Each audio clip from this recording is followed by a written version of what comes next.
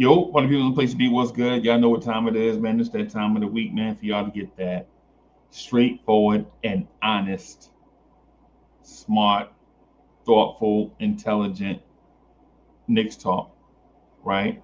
Hosting tonight is Cowboy Bob, and he's gonna be joined by the creator, the principal owner, producer, director, Free.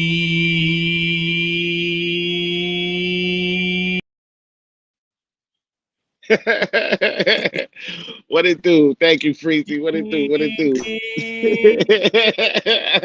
I knew you was gonna come back with it. What's good, party people? What's good, party people? It's the place to be. We having a good Knicks night. I hope we having a good Knicks night.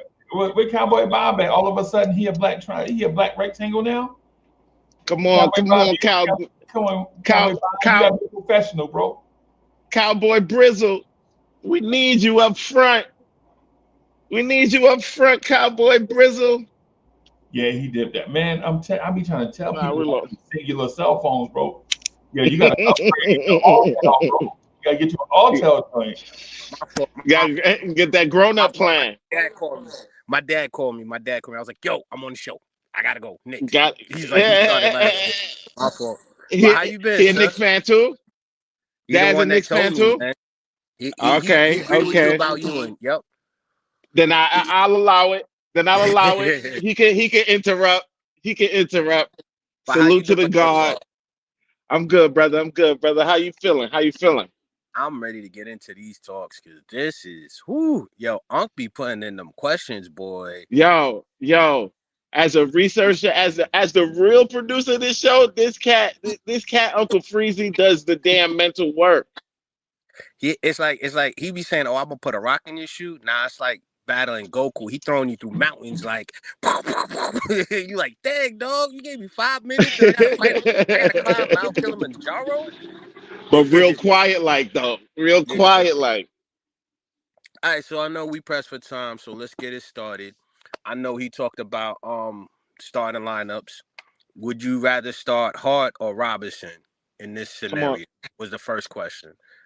If it's if it's Hart or Robinson, I think y'all already know my answer. Like, I love Josh Hart. Actually, I think it was do they deserve who deserves to start? If Josh is I don't look at the deserving as the reason why, you know what I'm saying? Like somebody might deserve it, but it doesn't put the team in the best position to win. You know what I'm Mm-hmm. saying? Like, and ultimately, it's about the team. I don't get it twisted. I want to respect the individual player because I do think both of them, Josh included, deserves to be a starter in this league. I do believe that to the core of my being. Now that aside, what we need, or I should say, which would be more optimal or best, in my opinion, to start, I think it's Mitch.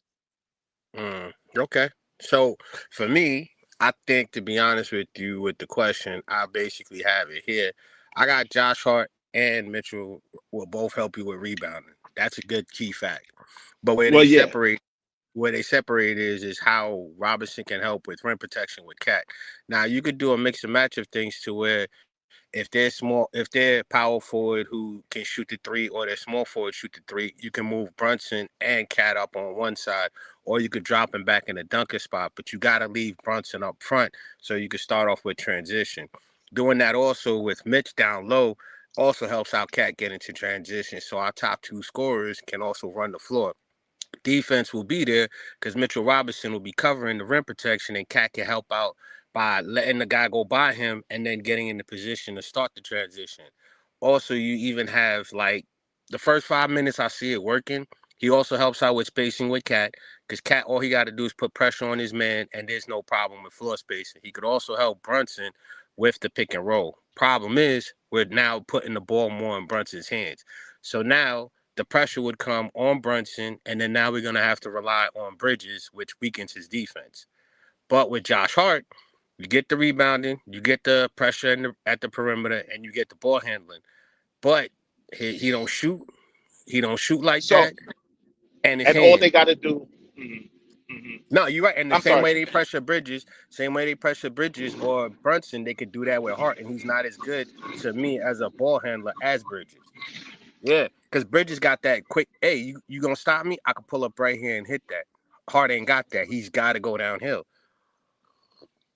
So when I look at it, I think you're gonna have to start with Mitch because of that first 5 minute pressure. And the best part about it is when you look at it, using both of them to start is a matchup that the league doesn't really have. Because you got that old school like power I system that isn't used because the fullback position in football is no longer what it is. They use the halfback for that now. But with Josh Hart, you can do that same thing with the rebounding, and also Mitchell Robinson gives you that pressure. So depending on Tatum's, I think it could work. But I would start Mitchell Robinson because also Unc brought it up, but Ariel being coming off the bench as well, he'll get more playing time. So that's what I see.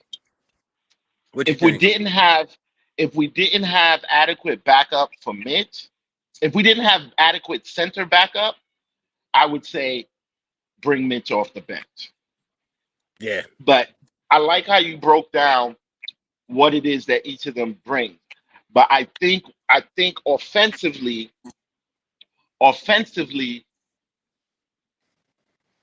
it's gonna sound funny, but offensively, Josh is kind of limited if his three ain't hitting. If his three's not hitting and they don't respect his three, all they're gonna do is put a big on him, and that takes him out of the play. You know what I'm saying? Everybody else is focused on JB and Cat. Yep. So it's to me, I like the idea of Mitch. That big has to be on him, just even for offensive rebound sake. That big gotta be on him. So like, so to me, that clears up a lot of room. That clears up the because you ain't guarding, you ain't keeping Mitch off the boards with a guard. You're not keeping him off the boards with a guard. So Look at somebody how put up a shot and a guard is on him. You know that ball is coming right back to us. Either Mitch is putting it up or he's passing it out for a three. You know what I'm saying? So like, I think that I think where guys get wrong, like, oh, Mitch doesn't bring anything offensively. I think the fear of those offensive rebounds are a very big offensive potential what Mitch brings on the floor because all five of those guys are scared of Mitch getting that rebound. It's not even about the shot hitting or not hitting. Like you hoping the shot miss, but you know that he's gonna scoop the rebound, so you got to cover him. You got to make sure he's covered by somebody adequate who could give him trouble on a rebound. And offensively, with Cat being the passer that he is, which I think is something that Mike Brown is going to use a lot more of this season. I think the lob game from 7 footer to 7 footer might be something that's a little bit wild. I agree with that. And then even if you look at it with Mitchell Robinson, he's gonna be able to grab those rebounds. Like I said, start the transition for Cat to where he get that extra pass right to Brunson down low. You got the pick and roll game. You get also Cat out of that spot to where he's getting most of the pressure because he draws a lot of fouls. But if you put him in a dunker spot or on the back end just to do quick closeouts, that would be more effective for his defense because he's not in that much of a foul trouble. And plus, it spreads out the floor a lot for anyone to come in and grab a rebound because we know Mitch can box out 2 to 3 guys. And it also gives you the opportunity to rely on your two best offensive players. And it can start Bridges to start up because Bridges is the third option at that point. And then he can get others involved too. And like you said, the offensive rebounds, I think that'll be perfect for him because his putbacks get to the free throw line, slow it down. The object is the reason why I say that is because you have 3 good defenders, 3 good offensive players. What do I mean? OG Bridges, and Mitchell, those 3 top defenders. Then when you switch it on offense, Brunson, Cat, and Bridges. So it's a balance of defense, balance of offense, and you control the tempo with those guys. And it gives them to And start off early. and But quietly, I do like the fact that there's no real drop off in rebounding numbers between the two, so you're not really losing anything there. And I like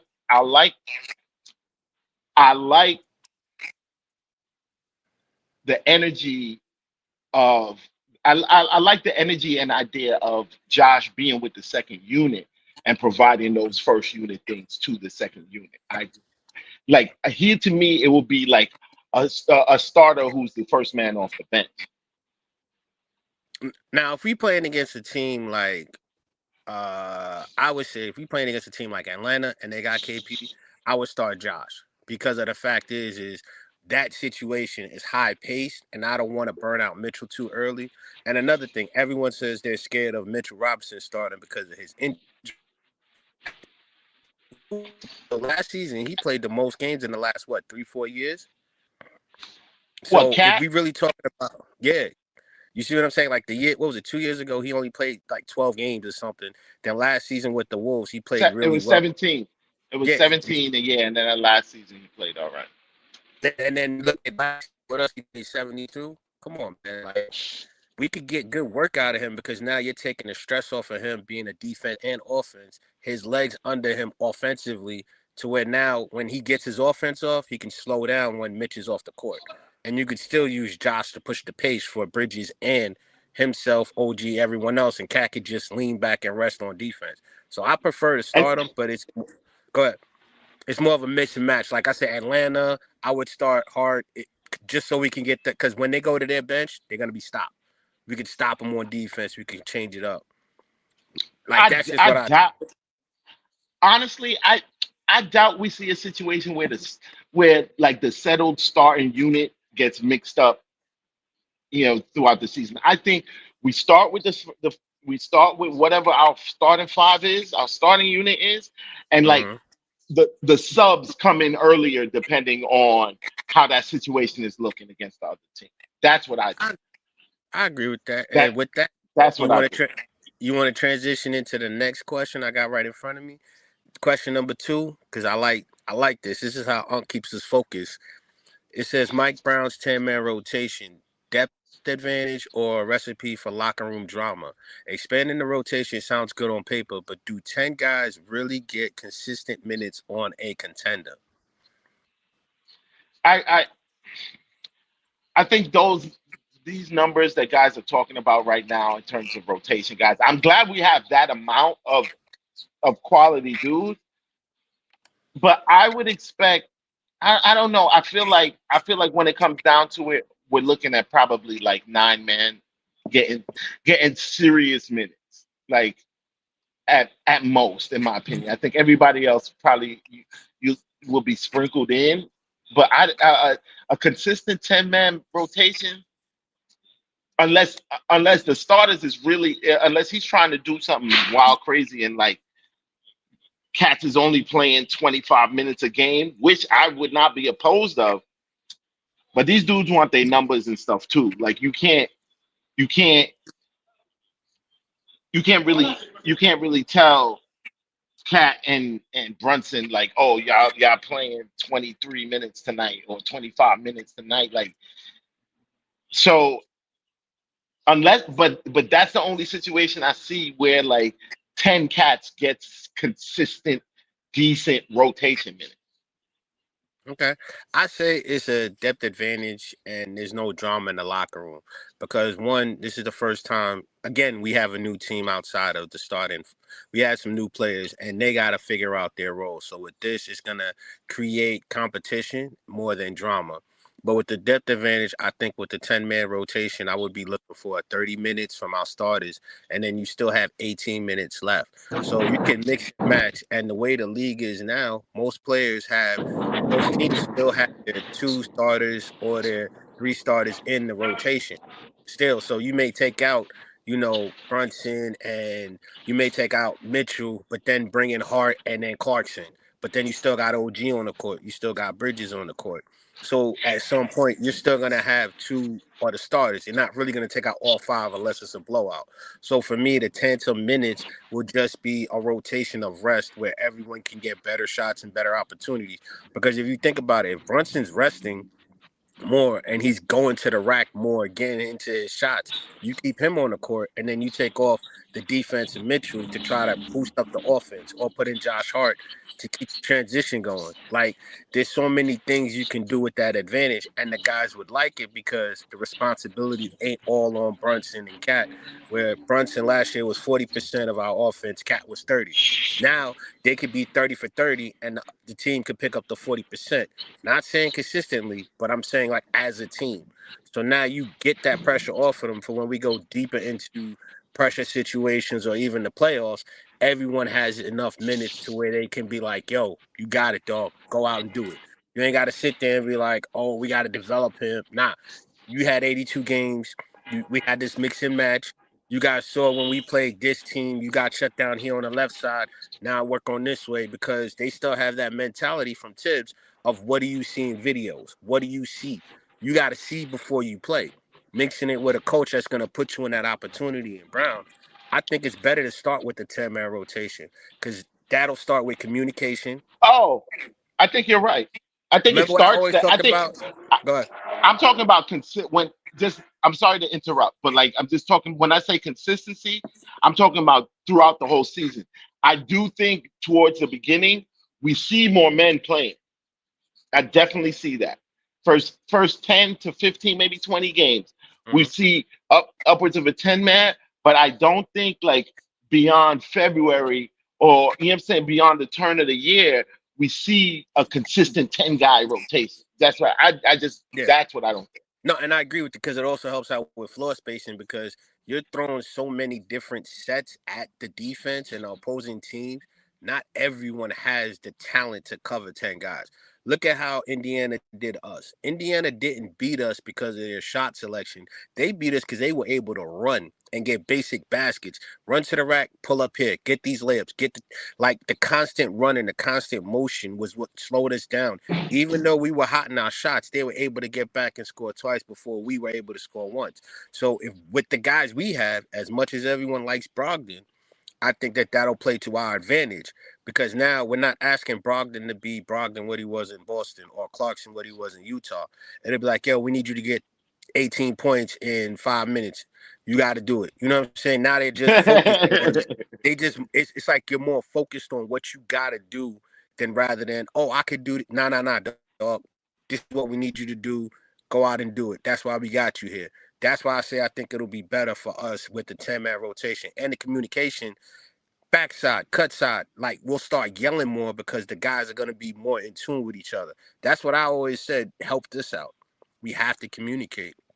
Go ahead. That communication is key. The communication is key. And I'm anxious to see how quickly it takes these guys to gel together. Because that'll tell you a lot about like who's playing. Do you think that it's going to be a problem with these players accepting their new roles, or is it going to be the only cat I have a concern about is Jordan Clarkson. Cause like if we get a certain version of Jordan Clarkson, that dude is a little bit shot happy and like sometimes doesn't make the best decisions, is a little bit selfish with the ball. I ain't and I'm hoping. I mean, that's I honestly I don't feel like it'll be a problem, but like it's something that pops up into my mind because like Jordan is known for that. Yeah. Like he'll take the ball and try to run with it and create something when you should rely on your teammates a little bit. When like the better decision would have been to pass it out. And, I can see that, but picking up narratives now. No. I'm asking. Nobody's making up narratives, bro. We all watch basketball. Like Jordan Clarkson, I like the guard. I like him coming off the bench. I'm just saying, like that dude is like I got the rock at this certain point. I'm getting my shot off. Like he's one of those types of dudes. Yeah, but we do need that though. He's what people in the NBA, and I know Knicks fans are not used to it, but he's a confident scorer. And see, I understand Knicks fans, we're used to seeing a one-man gang. Like we're used to one guy Pat Ewing, Bernard King, Carmelo Anthony, Jalen Brunson being a one-man scoring show, and then having when we have another guy on the rock, he's perfect to balance the floor. In my mind, and the thing is, last year off the bench, y'all know the Knicks had the worst scoring bench in the NBA, right? Anybody know Yep. that? Hmm. Yeah, but cats act like we had like this phenomenal bench, bro. Like, it, And no, it was not We struggled with phenomenally scoring. bad. it wasn't phenomenally bad, but we didn't have like some tremendous bench. Like it, it. But see, I feel like if we had these guys then, there would have been a huge difference. Yeah. I, I see your point with Clarkson, but at the same time, we did need that last year. Yeah, You look at and last then year. but the point I'm making is Fair. the point I'm making is you can't look at the role Clarkson played with other teams and then think it equals what it is for the Knicks because it's not the same. Like Jordan Clarkson forced shots off of really bad teams that didn't have scorers. Like for But instance, wait. here's the Who else was in Utah's backcourt that can score outside of Jordan Clarkson? That's I my point. played. Did we all play sports? We all played sports, high school, whatever. We anybody we all play organized sports. Bro, I remember one thing, and it's rode me for life. One of the things that my football coach in high school used to tell us: "Yo, you practice, you perform how you practice." Like you know what I'm saying, like if how you practice, if your practice is to be a certain way, whether that is because of whatever reason or this, that, and the other. Oh, the team is bad. I'm the only shooter. Blah blah blah. It's you're still creating a habit. Like you're creating a habit. Like that's now how you approach it, and you have to undo that in a new situation. And I'm not even saying that it's a big issue. All I have to judge is the history of something. Like Okay, we're talking today about the future of something, but in order for me to judge that, all I have to work with is the history of something, of that thing. to, to be fair, I think it goes both ways, but it's to our advantage. For example, when we got Dante DiVincenzo, everybody was like, yo, we didn't know he could shoot like this. He was that guy that came, whether it was off the bench, whatever, he gave us what we needed. And he was efficient with the scoring and the creation to where it helped out McBride. Once we lost that and we went with Shamit last year and these other guys and tried it, it didn't work. So in this aspect, the way you Well, actually, it did work. It did I work think it with helps us actually. If you look offensively. in the playoffs, it did work with Shamit. Like Tibbs just didn't use that combo enough. Him and they were actually plus players during the playoffs. So if you have a guy now who can create more offense in Clarkson, he could help out if we keep McBride. He can help out Shamit. He can even help out Ariel. Like his offense alone will create more for our secondary bench. And it'll also be because now they're not going to worry about McBride. They're going to be more focused on Clarkson. They're going to be more focused on that long three ball shot from Shumpert or Brogdon. You see what I'm saying? So him being that She demon says off the Shumpert. bench is what we need. Not Shumpert, my fault. I I meant to say like Brogdon. Shumpert's I hate back. Brogdon. Shumpert's back. Nah, I know my Yeah, fault, my fault, my fault. I'm not the biggest Brogdon fan, but like, yeah, off the bench, I guess like, yeah, say he'll be good enough. But like, I've never been a big Brogdon fan. Like, I always felt like he was overhyped. Thank you. And I agree the same thing, but I think that in this system he would be used nicely. And the reason why I also feel that way is because if you look at all these players, none of them are gonna. To me, I think we're trying to find a way to replace Dante. The way Dante was just, yo, Dante hit a rock, just do what you do, bro. We got faith in you. In But it Clarkson, wasn't because in a what you saw him but in it wasn't Utah, in a selfish way. yeah. But see, that's the thing. In Utah, he didn't have the talent that Dante had with him. But even now, he has more talent than what Dante had on the bench.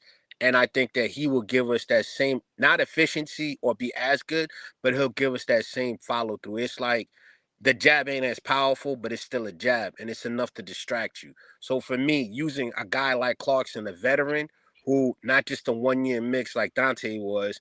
We actually know what we're getting because he could be the guy when everyone else is missing. I'm taking the ball. Go, man. He'll get us 12, 13 points, get us into a rhythm. And then when Brunson comes back, the team will start to get into transition. And that's what I think we were missing last year. Because we only want, and I've been saying it, our bench last year I thought was better than what they performed. One game we scored 50 points off the bench. With Clarkson and these guys and how he can create, I think our team can get us a good solid 40 to 45 points. And that's dangerous. Fair. I think it's an advantage. I do believe, like, really what we're doing right now, like, we're having these combos is nitpicking. But I'm gonna tell you, like, I feel like we probably have the best bench in the business, and that's I don't know if you want to call that bias or whatever, but I personally think that what was done for the bench over this offseason was really the star. That was the star of the offseason to me is the bench the bench improvement.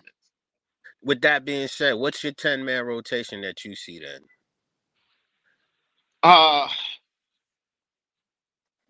Brunson, McCall, OG, Cat, Mitch, Hart, Deuce.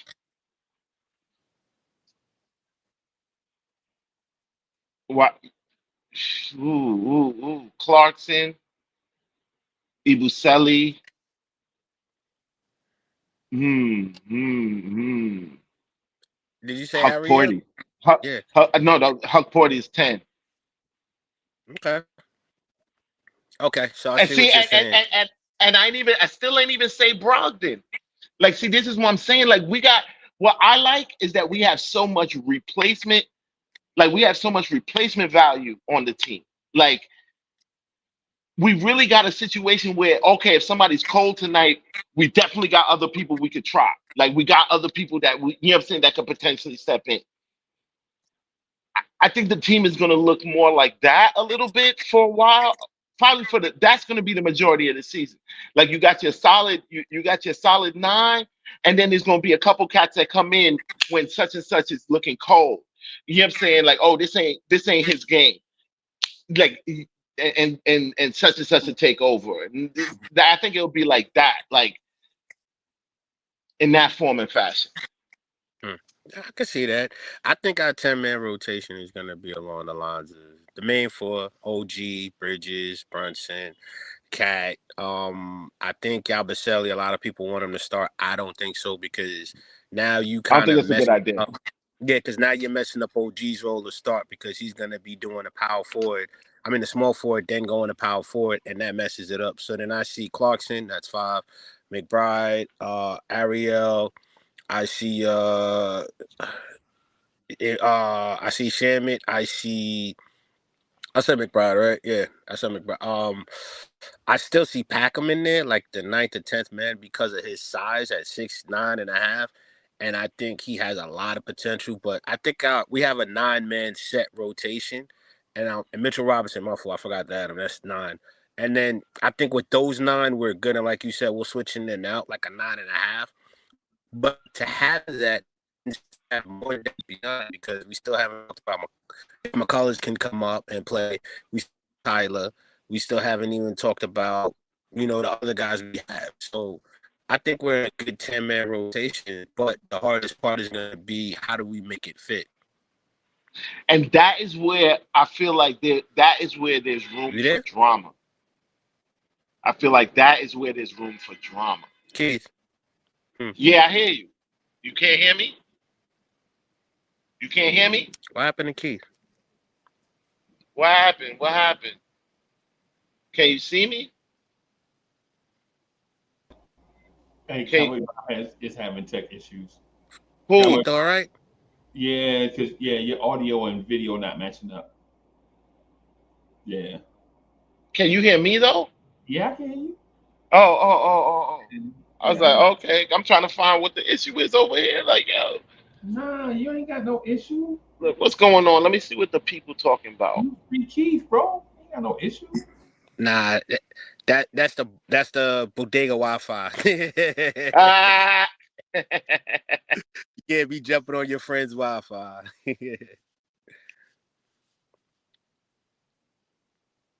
But yeah, man. Free Keith disappeared now. Okay. Yeah, I told you it's that Nick bootleg But look, Wi-Fi. They don't want us talking Everybody, yeah, man. facts. Yeah, they hating on us today. The They don't Matrix, want to like, hear that nope. real Knicks song. Yeah, they like, nope. We don't want that because what they want to hear is the drama. They want to hear the Knicks. Yeah, They don't want to hear the Knicks yeah. top 5 team in the next 3 to 5 years. They don't want that What? positive. Man, what? And you just said something to me that like that's the part that really warms my heart. Is that really we about to be we about to be in consideration for the next 4 to 5 years, bro. Like just as is. That's not even moves that's made during that time and this, that, and the other. Like, yo, I, I feel like I've truly never really got the opportunity to feel like this as a Knicks fan. And that's why I've been saying since we got Brunson, I don't think we're wasting his talent. I feel that in the last 3 years we built around him to where now. I know I sound crazy because I said it from day one, and I still sound crazy, but I think in a 3 year period, the Knicks can win 2 championships. What do I mean? We could probably win one this year, and then within a 3 year period, we could win 2 championships. Ah, damn, he went out. yeah, he went out, man. Man. Out. I was rocking with him. I wanted to hear him spit because I'm with him on that. Like I was like under proper circumstances. Yeah, But I want a back to back though. yeah, Cats ain't he getting them back to backs. I want a back to back. Cowboy Bob on that Venezuelan Wi-Fi. Yeah, we That's got, Venezuelan yeah, Wi-Fi. we got to Don't use that don't cigar. get don't get bombed. When it rains, it pours. But what I was trying to say is we could win the championship, let's say this year, but then within the next 3 years, we can go ahead and you know what I'm saying? We can go ahead and see that championship. We can go ahead I and see was another one. I was with you up until that. I need a back to back though. Cats ain't Wait, getting them back to backs. Cats ain't but getting them back to backs for real. I need a back to back to make it feel legit, bro. Like that. but I need a back to back. see, that's what I'm talking about because I feel the same way. Because to be honest with you, as great as Boston was, they didn't go back to back. Right now, as great as OKC is for the next 5 years, we can actually stop them from going back to back. So for me, the only teams that really solidified good dynasties, let's look at the last time that happened. Golden State back to back with KD. You know, Magic. I mean, not Magic. When LeBron was with Miami, even Kobe, like you have to at least win back to back to be considered a threat. And we've been down for so long. That's why I said 2 and 3 years. And I mean 3 years of us consistently being in the finals. Like that to me would be even if we don't go back to back, we win one this year, next year we in the finals, lose it, then we go back and win it. To me, I'd be like, yo, tell me how the Knicks ain't doing the best they can. And I think That Brunson's our guy because here's the thing. I have yet to see this guy be pissed. Like every player we've seen, Melo, everybody we've seen get that emotion, even Cat or Randall. Brunson just like you just see it in his eyes, like I'm gonna rip these guys' faces off, and I'm like, ooh, this little dude. And that's another thing too. He's never in the consideration as far as the best guard in the East. Everywhere I go, Brunson is not mentioned as one of the top 5 guard in the East because they're like, oh, we don't think the Knicks can run with him. good, good. That's I what love that's that. what he wants to be because I he love does that. that. Yeah, so I think we can win. I want a back to back too, but if not, I want 2 and 3 years. We got a championship, 3 years in the finals. I But mean, let me move. I'll Now take go ahead. whatever chips I could get, but that back to back makes you a whole different like you come into that third season after a back to back. You that whole perception is different. And, You dangerous. Your and I this take team is dangerous. And I would take that because we've been 50 years plus without a championship and we get a back to back. We're good. We could wait 10 more years. You know what I'm saying? We good. We ain't got to even rush for another championship because that back to back would stop all the haters because they did it with even LeBron when he won with the Lakers saying, "Oh, he won a bubble ring." It's still a championship. You know what I'm saying? I'd take one now cuz we ain't even have one. But I want to Yeah, transition. Now go ahead. Yeah, all that is nonsense. All Yeah. that the cat's like, oh, like that was a lockout. Yeah, it's just a bubble chip. Nah, dude. They won the most games of everyone who had a games available. Like it's not Yep. they won. Like that was it. That was it. Yep. And I agree with that. I'd rather get these championships because think about it, all the work that was built up in the last 5 years created this, and we might not get another opportunity, but this is the best the Knicks have. I want to transition to question 3 because I know this is going to take me a while to talk about. And I don't want to run into anything else. And plus, with my cheap Wi-Fi, so we'll talk about Packham Dottie, a future star or trade throw-in. Let's start with that. I hope we get something nice, but I definitely don't think that. I think that your boy is if there is going to be trades, a trade that happens, I think that he is trade bait, and only because he represents he represents a lot of future potential that can be traded on for now potential or for actualized now talent because that is the actual space that the team is in now. We're not in a rebuilding or just out of rebuilding phase where like, oh, this cat is worth developing this that and the other if we have but even if we have a need for now, I think that the needs for now will probably supersede the idea that like, oh, like he could what he could develop into if he came out the gate a talent like a Giannis like talent, like right out the box, different. But like if it's still now you're looking at him like, oh, what he can develop into, then he's trade bait for a contending team, bro. I gotta say this. I'm in love with Freezie The Jr. I Coco, I know. gotta say the Coco. you yeah, I'm in love with the Coco. I'm in love with the light skinnedness. I gotta say you breed them well. It's like horse breeding. You got a Kentucky Derby win on your hands there, Unc. But the reason why I say I think most people overlook just what you said. If he was like a Giannis was offensively driven. Packham is defensively driven. I think his offense can transition into a Siakam style offense where he can shoot, he can create, but he'll be a better defender. So that to me would be good for us the long term because when you look at his game, his height, his ability, and the potential, we have no young stars that we have left. The only two we got is Mitch and Deuce. Everyone else came here off of a sign-in trade or they came in off of free Yo, agency. y'all heard how Mikal Bridges was talking about him and Kev McCullough?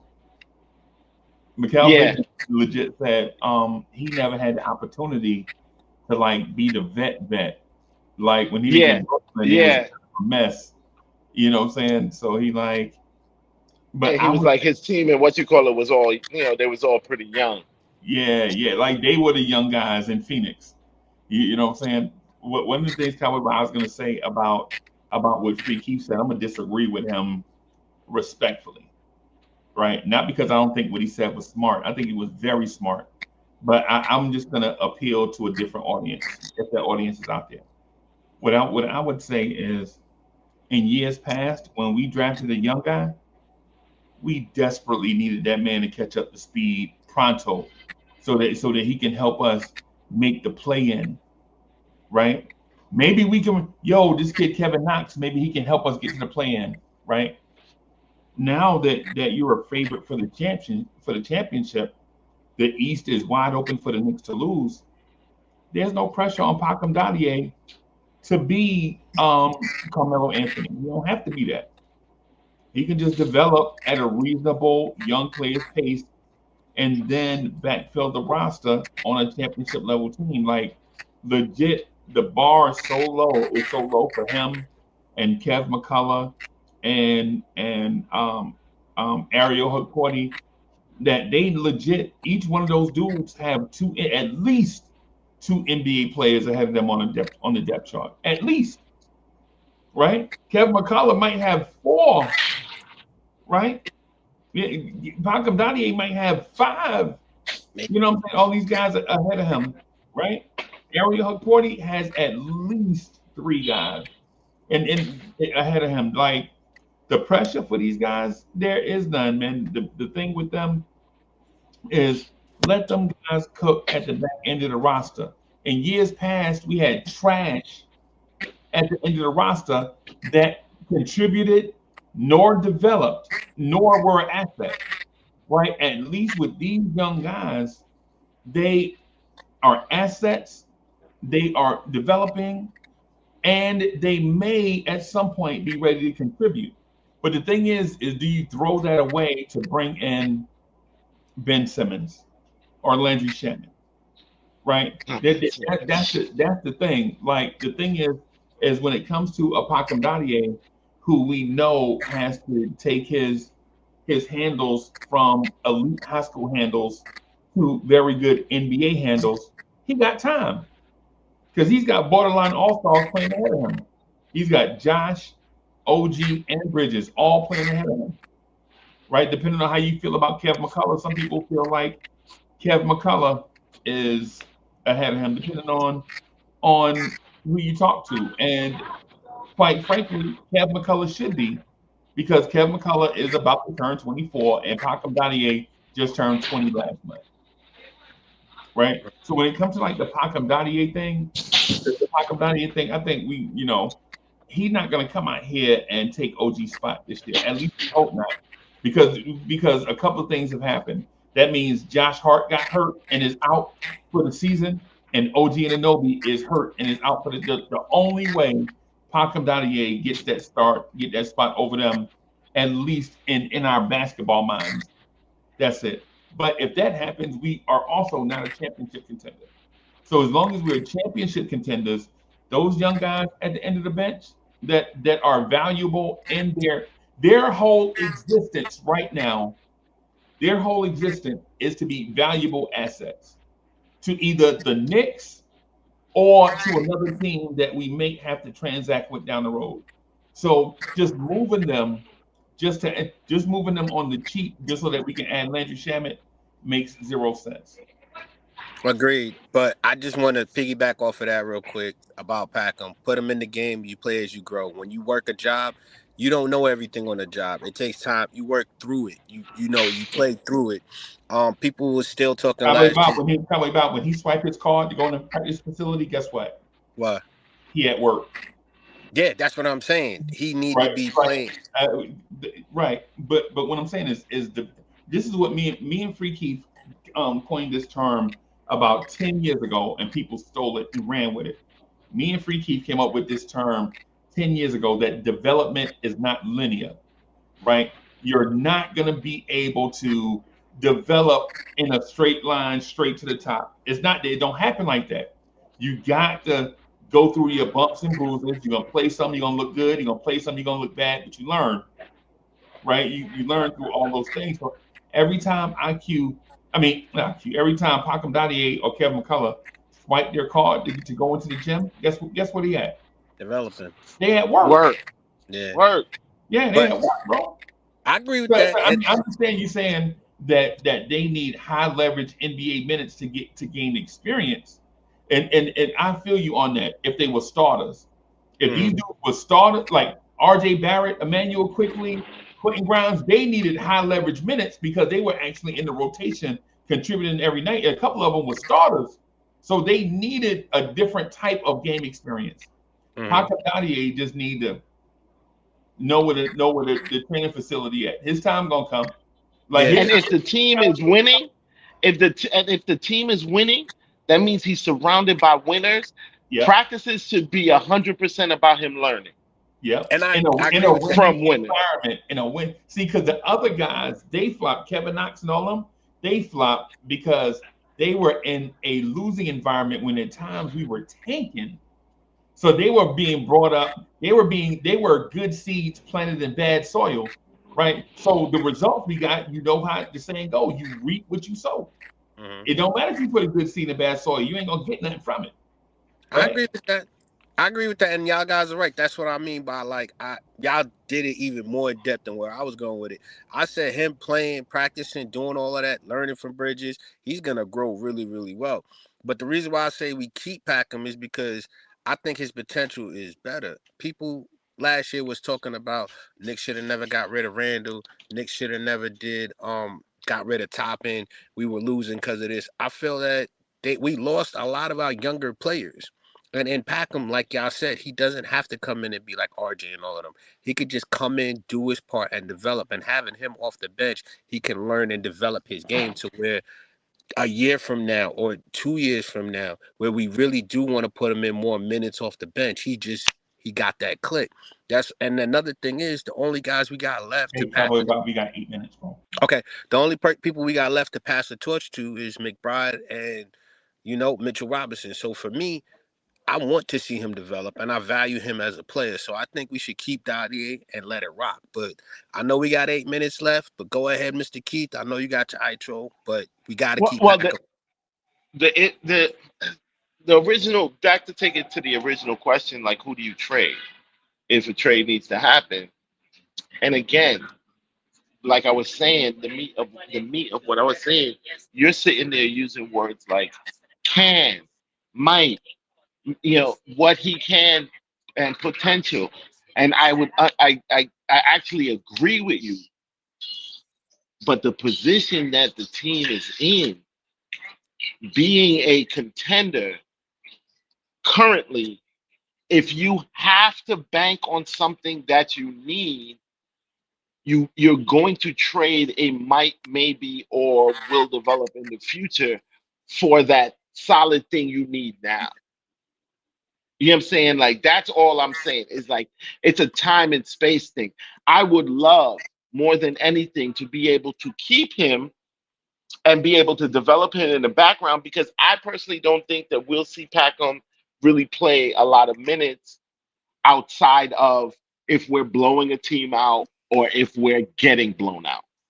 You know what I'm saying? That's the only situations where I expect to see Pac Dadier play any significant like basketball on the big boy court.